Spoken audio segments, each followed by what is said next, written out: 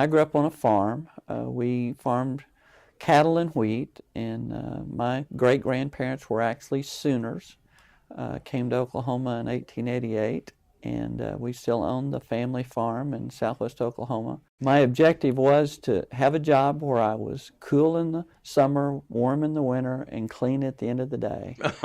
And I so bet you uh, every kid that ever grew up on a farm understands exactly what you're talking about. so got an accounting degree and became a CPA and evolved into this new profession called financial planning.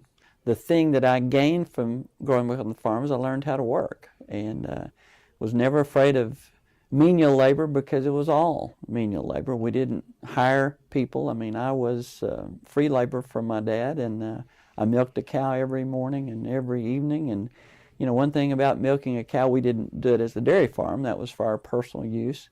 But the cows don't know when it's cold. They don't know when it's hot. They don't know when it's a holiday or your birthday or Christmas. They want to be milked twice a day, every day. You know, I think the thing I learned most from my dad was that in addition to work ethic was the fact you're the same all the time. I mean, you know, what he said on Sunday morning in church was exactly what he did, you know, Monday through Saturday.